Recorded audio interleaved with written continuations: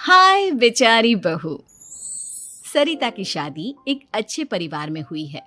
उसका पति रोहन उसे बहुत प्यार करता है। घर में उसकी सास शांति और ननद मीनाक्षी भी है, जो सरिता के किसी काम में दखल अंदाजी नहीं करती। लेकिन फिर भी सरिता को ऐसा लगता है कि दुनिया की सबसे ज्यादा बेचारी बहू वही है और सबसे ज्यादा अत्याचार उसी पर हो रहा है। माँ जी, ये लीजिए आपकी चाय। अरे बहू, तूने इतनी ज्यादा चीनी क्यों डाल दी चाय में?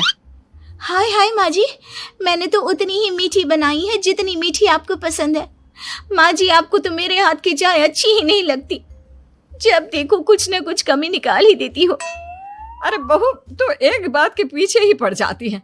मैंने ऐसा कब कहा कि तू रोज चाय खराब बनाती है? सरिता अपने कमरे में चली जाती है और फोन उठाकर अपनी माँ से बात करती है। हेलो माँ, कैसी हो आप? क्या कर रही हो? मैं तो ठीक हूँ, पर तू बता, तेरा मूड कैसा है? तेरी आवाज से लग रहा है कि कुछ तो हुआ है तेरे ससुराल में। अरे क्या बताऊँ माँ, यहाँ तो हर समय मेरे साथ बहुत बुरा व्यवहार होता है। मैंने अपनी सास के लिए इतनी अच्छी चाय बनाई, लेकिन मेरी सास चाय पीते ही मुझे 4 बातें सुना दी। बेटी, तू इतनी छोटी छोटी बातों पर ध्यान ही क्यों देती हो? तुम्हारी सास ने कुछ बोल भी दिया तो क्या हो गया, वो बड़ी है ना तुझसे।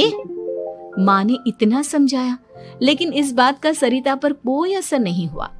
अपनी बेचारी बहू की छवि वो बदलना ही नहीं चाहती। अगली सुबह सब नाश्ते की टेबल पर बैठकर नाश्ता कर रहे थे, तभी सरिता ने अपने पति से कहा, सुनिए जी, मुझे ना आज बाजार से कुछ सामान लेकर आना है। आज आप ऑफिस से आने के बाद मुझे लेकर चलना ना। भाभी, मुझे भी कुछ किताबें खरीदनी है। आप दोनों जा ही रहे हो तो मेरी किताबें भी ले आना।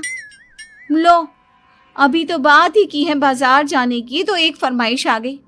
माँ जी, आप भी बता दो कुछ, और हाँ, मोहल्ले वालों से भी बोल दो अगर वो कुछ मंगवाना चाहते हो तो। बेचारी मीनाक्षी अपना सा मुंह लेकर रह गई। ये सब देखकर रोहन से चुप नहीं रह गया और वो गुस्से में बोला, सरिता, क्या हो गया है तुम्हें? मीनाक्षी ने तो सिर्फ किताबों के लिए बोला है। तुम्हें मीनाक्षी से इस तरह से बात नहीं करनी चाहिए। माफी मांगो उससे अभी। क्या? मैं माफी मांगू? दिन भर आपके घर के काम करूं मैं, आपकी और आपके घर वालों की बातें सुनूं मैं, और अब माफी भी मैं मांगू? ऐसा कभी नहीं हो सकता। ये बोलकर सरिता वहां से चली जाती है। एक दिन उनकी पड़ोसन घर आती है। अरे सरिता, क्या कर रही है?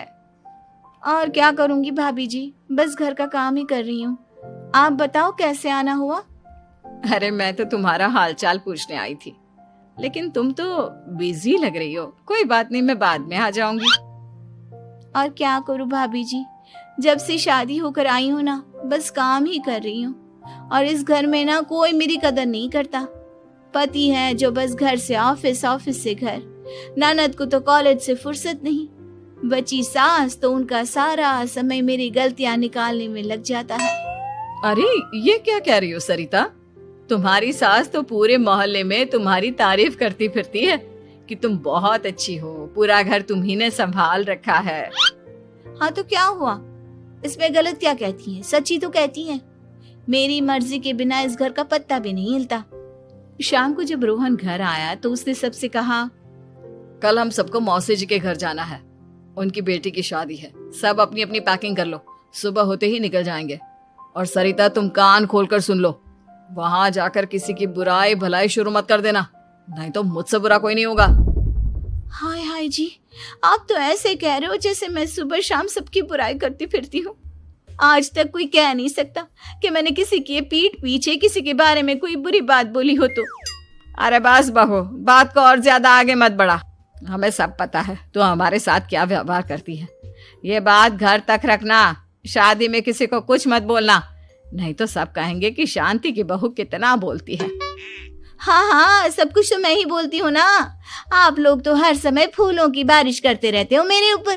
सारी गलती मेरी है जो मैं इस घर में आई। सबका कितना ध्यान रखती हूँ, लेकिन फिर भी मेरी तो आप लोगों की नजर में कोई कदर ही नहीं है। अगली सुबह सब लोग मौसी जी के घर पर चले जाते हैं। वहां पर शादी का माहौल होता है, सब जगह चहल पहल होती है, बहुत सारे मेहमान आए हैं। सरिता को वहां बहुत अच्छा लग रहा है। वो अपने मन में सोचती है, यहाँ कितना अच्छा लग रहा है, कितनी रौनक है। मैं यहाँ किसी से ज्यादा बात नहीं करूंगी। अगर मेरे मुंह से कुछ ऐसा वैसा निकल गया तो रोहन जी तो मुझसे गुस्सा हो जाएंगी। सरिता ये सब सोच ही रही थी कि वहां रोहन की कजिन साक्षी आ गई और सरिता से बोली, आप सरिता भाभी हो ना? जितना आपके बारे में सुना था आप तो उससे भी ज्यादा सुंदर हो। हाँ वो तो है, मेरी सुंदरता की तारीफ सब करते हैं। मेरे मायके में तो सब यही बोलते हैं कि रोहन जी की किस्मत बहुत अच्छी है जिन्हें मैं मिली। लेकिन आप कौन है? मैंने आपको पहचाना नहीं। मैं रोहन भैया की कजिन हूँ। आपकी शादी पर नहीं आ पाई थी ना, इसलिए आप मुझसे मिली नहीं कभी। शांति मौसी और मीनाक्षी आपकी बहुत तारीफ करते हैं। क्या कहा तुमने? मेरी तारीफ? कभी नहीं। मेरे ससुराल वाले कभी मेरी तारीफ कर ही नहीं सकते। मैं इतनी अच्छी हूँ, मेहनती हूँ, लेकिन उन्हें तो मेरी कदर ही नहीं। सारा दिन घर का काम करती हूँ, फिर भी मेरी सास ना मुझे सुनाती रहती है और पति भी मेरी सास की साइड लेते हैं।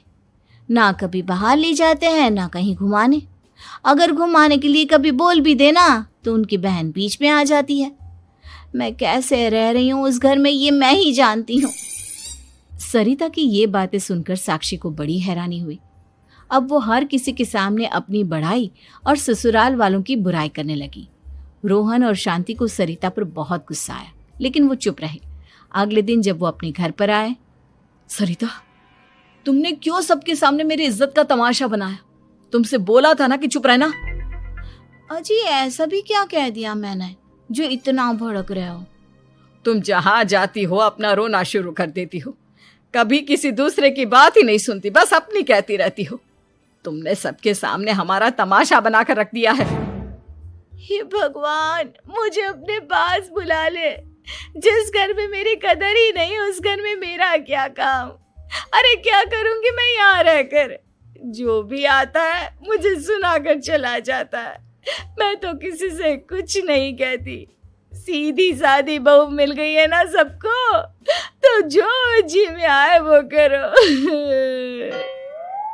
सरिता ने अपने आगे किसी को कुछ बोलने ही नहीं दिया और उस दिन भी उसने सबके सामने खुद को बेचारी बना ही दिया। अगले दिन मीनाक्षी कॉलेज के लिए लेट हो रही थी, इसलिए वो हर काम जल्दी जल्दी कर रही थी। अपना नाश्ता लेने किचन में गई और पतीले में रखे गरम दूध को गिलास में डालने लगी। दूध का पतीला उसके हाथ से छूट गया और गरम गरम दूध उसके हाथ पर गिर गया। ओए माँ, हाय मेरा हाथ, माँ मेरा हाथ जल गया। मीनाक्षी की आवाज सुनकर सरिता दौड़ती हुई आई। ये क्या किया तुमने? तुम्हें नाश्ता चाहिए था तो मुझसे बोल देती, मैं क्या मना करती थी? अब पता नहीं कितने दिन की मुसीबत पाल ली तुमने। सरिता मीनाक्षी को उसके कमरे में ले गई और उसका बहुत ख्याल रखा। उसका इस तरह से ख्याल रखना शांति और रोहन को थोड़ा अजीब लगा। माँ, सरिता के दिमाग का भी कुछ पता नहीं। कल शादी में सबको इतना कुछ बोल कर आई है हमारे बारे में, और अब मीनाक्षी की कितनी अच्छी देखभाल कर रही है। ये ऐसा क्यों करती है? बेटा, तेरी बीवी की ना आदत हो गई है सबके सामने खुद को बेचारी दिखाने की, और आदत इतनी जल्दी नहीं बदलती। जब ये बोलना शुरू करती है तो रुकने का नाम ही नहीं लेती, इसलिए इसे पता ही नहीं चलता कि ये किसके सामने क्या बोली जा रही है। लेकिन दिल की बहुत अच्छी है। हमें भी अपना दिल बड़ा करके ये जैसी है इसे स्वीकार करना चाहिए।